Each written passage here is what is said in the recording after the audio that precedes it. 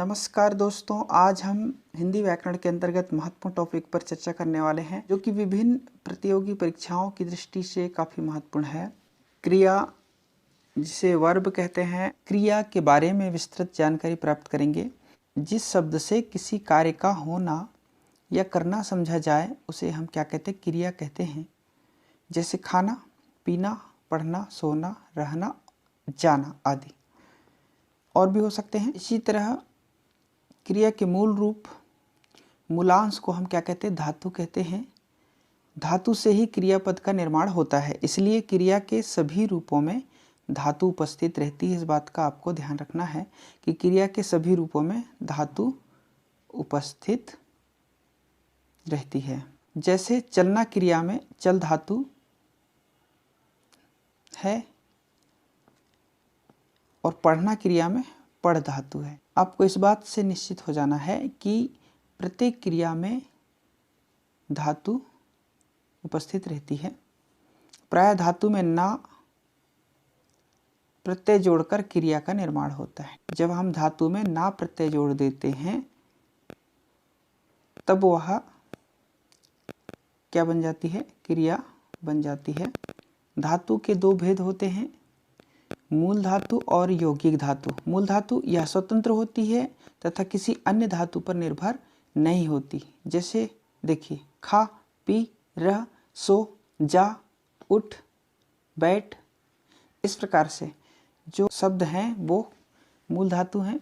यौगिक धातु मूल धातु में प्रत्यय लगाकर कई धातुओं को संयुक्त करके जोड़ करके अथवा संज्ञा और विशेषण में प्रत्यय लगाकर बनाई जाती। संज्ञा और विशेषण हमने पढ़ लिया है। आप इनके वीडियो प्लेलिस्ट में जाकर के देख सकते हैं। यौगिक धातु के तीन भेद होते हैं। देखिए, पहला भेद कौन सा? प्रेरणार्थक क्रिया। ये धातु अकर्मक एवं सकर्मक दोनों क्रियाओं से बनती हैं। ठीक है, आगे पढ़ेंगे अकर्मक और सकर्मक। अगर हम आना शब्द जोड़ देंगे तो प्रथम प्रेरणार्थक बन जाएगा और वाना शब्द जोड़ देंगे तो द्वितीय प्रेरणार्थक होगा। जैसे मूल धातु है उठ, इसमें आना जोड़ा तो क्या हुआ? प्रेरणार्थक उठाना, जो प्रथम प्रेरणार्थक होगा।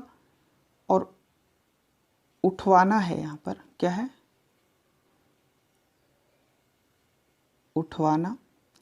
और उठवाना मतलब वाना प्रत्यय जोड़ देंगे तो उठवाना शब्द बन जाएगा, जो कि द्वितीय प्रेरणार्थक होगा। इसी तरह देना शब्द तो दिलाना, यानी आना हमने इसमें जोड़ा, और दिलवाना तो वाना हमने जोड़ा इसमें, तो यह द्वितीय प्रेरणार्थक का रूप है। इस तरह से अनेक शब्द हो सकते हैं। इसी प्रकार यौगिक क्रिया धातु दो या दो से अधिक धातुओं के संयोग से यौगिक क्रिया बनती है। इसमें दो या दो से अधिक धातु होंगे। जैसे रोना धोना, उठना बैठना, चलना फिरना, खा लेना। जैसे यहाँ पर खा और लेना दो अलग अलग धातु हैं। उठ जाना, है ना। इस प्रकार से अनेक शब्द हो सकते हैं यौगिक क्रिया के अंतर्गत। नाम धातु संज्ञा या विशेषण से बनने वाली धातु को नाम धातु कहते हैं। संज्ञा या विशेषण से बनने वाली धातु को नाम धातु कहते हैं। जैसे बात से क्या बना? बतियाना। ठीक है, लात से लतियाना। इस प्रकार से शब्द हो सकते हैं। क्रिया के भेद, क्रिया के मुख्यतः दो भेद होते हैं, सकर्मक और अकर्मक। सकर्मक क्रिया जिस क्रिया के साथ कर्म हो या कर्म की संभावना हो तथा जिस क्रिया का फल कर्म पर पड़ता हो। ठीक है, किस पर पड़ता हो? कर्म पर, उसे सकर्मक क्रिया कहते हैं। जैसे राम फल खाता है, यहाँ पर क्रिया के साथ फल क्या है? कर्म है। फल क्या है? कर्म है। खाता तो क्रिया है, अब क्रिया के साथ क्या है? फल कर्म है। जैसे मोहन पढ़ता है, यहाँ पढ़ना क्रिया के साथ पुस्तक कर्म की संभावना बनती है। ठीक है, यहाँ पर संभावना बन रही है, यहाँ कर्म नहीं है, लेकिन पढ़ता है मतलब पुस्तक ही पढ़ता होगा, इसलिए संभावना किसकी बन रही है? पुस्तक की। पुस्तक मतलब कर्म की संभावना बन रही है। ठीक है, ये था सकर्मक क्रिया। सकर्मक मतलब जिसमें कर्म हो या कर्म की संभावना हो।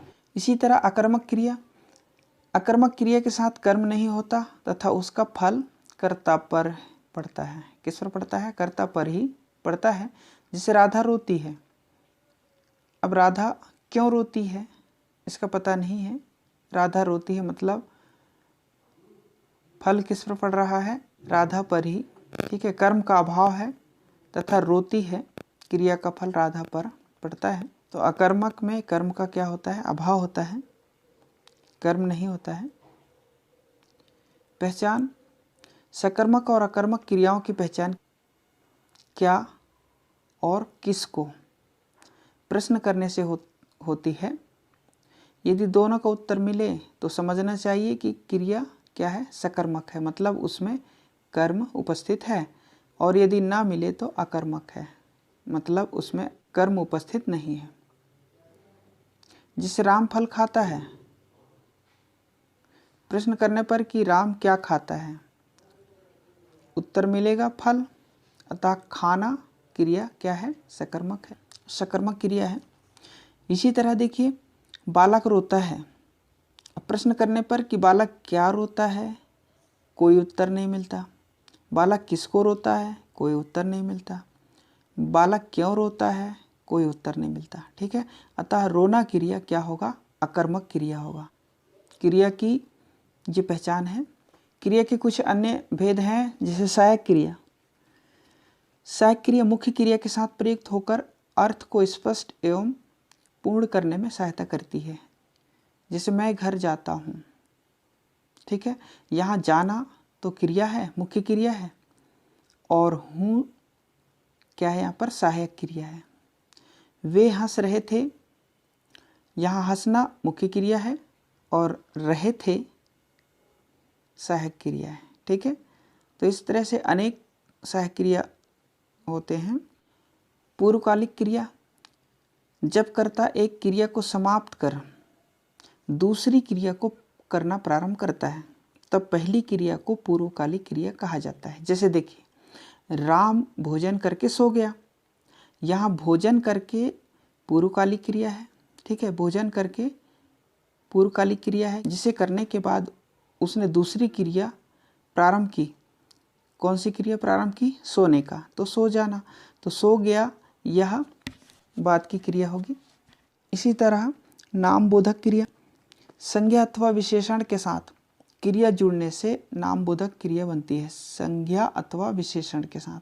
ठीक है, जैसे लाठी संज्ञा शब्द है, और मारना एक क्रिया है।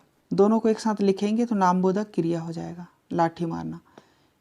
जैसे पीला यह विशेषण है और पढ़ना क्रिया है, तो पीला पढ़ना नाम बोधक क्रिया। आपको ध्यान रखना है कि संज्ञा अथवा विशेषण के साथ क्रिया जुड़ने से, क्या जुड़ने से? क्रिया जुड़ने से नाम बोधक क्रिया बन जाती है। द्विकर्मक क्रिया, जिस क्रिया के दो कर्म होते उसे द्विकर्मक क्रिया कहा जाता है। जैसे अध्यापक ने छात्रों को हिंदी पढ़ाई। अब देखिए, कर्ता तो अध्यापक है, ठीक है, लेकिन छात्रों को क्या पढ़ाई? हिंदी। तो छात्र और हिंदी ये दो शब्द, ये दो कर्म होंगे। क्या होंगे? दो कर्म होंगे। ठीक है, और पढ़ाना तो क्या है? क्रिया है। इस प्रकार से अनेक शब्द हो सकते हैं। इसी तरह संयुक्त क्रिया, जब कोई क्रिया दो क्रियाओं से निर्मित होती है तो उसे संयुक्त क्रिया कहते हैं। जैसे वह खाने लगा। अब देखिए, खाने लगा, ठीक है, ये दो क्रिया हैं, खाना भी क्रिया है और लगा भी क्रिया है। ठीक है, मुझे पढ़ने दो। अब देखिए, पढ़ना क्रिया है और दो ये भी क्रिया है। मैंने किताब पढ़ ली। अब देखो, पढ़ और ली ये दोनों क्रिया है, तो ये संयुक्त क्रिया के अंतर्गत आते हैं। क्रियार्थक संज्ञा, जब कोई क्रिया संज्ञा की भांति व्यवहार में आती है तब उसे क्रियार्थक संज्ञा कहते हैं। किसके भांति? संज्ञा की भांति। जैसे टहलना स्वास्थ्य के लिए लाभदायक है, तो यहाँ टहलना संज्ञा की भांति कार्य कर रहा है। इसी तरह देश के लिए मरना कीर्तिदायक है, तो मरना शब्द यहाँ पर संज्ञा की भांति कार्य कर रहा है। ठीक है, तो ये क्रियार्थक संज्ञा के अंतर्गत होंगे। इस प्रकार से हमने क्रिया को विस्तार पूर्वक समझने का प्रयास किया। यह आपके लिए बहुत ही उपयोगी है। आप सभी का बहुत बहुत धन्यवाद।